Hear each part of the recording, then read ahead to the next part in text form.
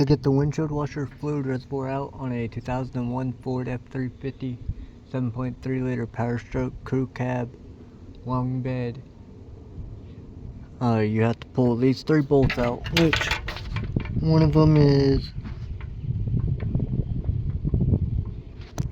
located right there, the other one's there, then the other one's right over there, and you have to pull the battery and battery tray out. And I'll let you know once I get the battery and battery tray out. Hey guys, I don't feel like popping the hood, but we'll have to pull.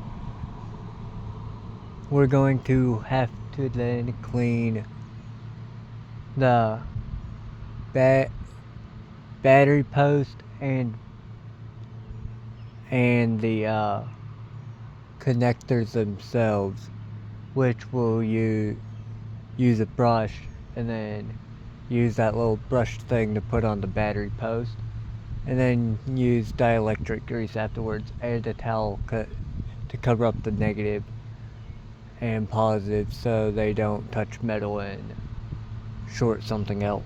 So I just thought I would let you guys know.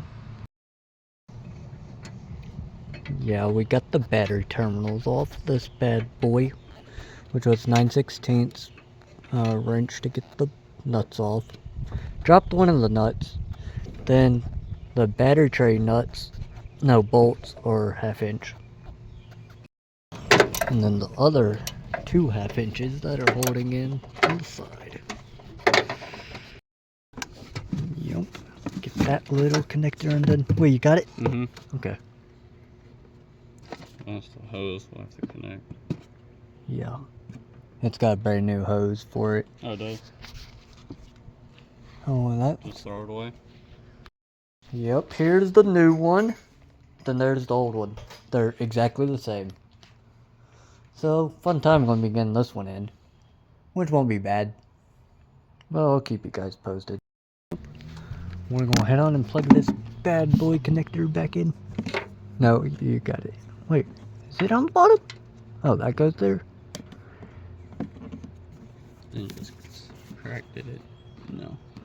And then, wasn't there a little connector that goes on the top too? Mm-mm. Just a, well, they have the electrical connector, yes.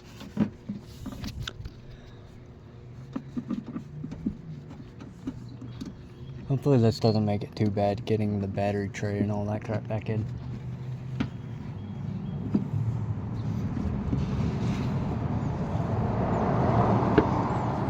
Alright. Where does it sit? Do you remember? That bolt and that bolt and that bolt right there, and we just hand tighten them. We'll tighten them the rest of the way with the ratchet, and then get the battery tray in, get the battery in, clean the terminals, clean all the connections,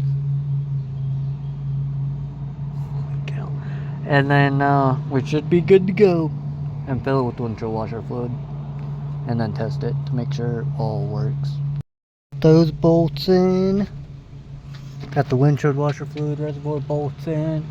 That's pretty much everything. Just got clean battery connections, and then that's pretty much about it, really. And put windshield washer fluid in the reservoir.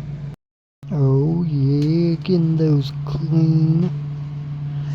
And good thing I only have to get the battery put back in, get the terminals reconnected. Pretty much not much to go. Yep, got the battery back in, terminals cleaned the best we could. Got the windshield washer fluid reservoir in, got all that connected. Everything's perfectly fine. Now time to pour the windshield washer fluid. Yep, got it in. We're going to test it to make sure it works. So we'll see if everything works like it should. So then one of the nozzles works, but the other one doesn't for some reason.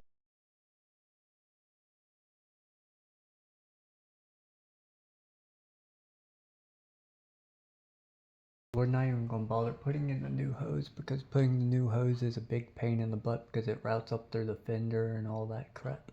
So I just wanted to let you guys know.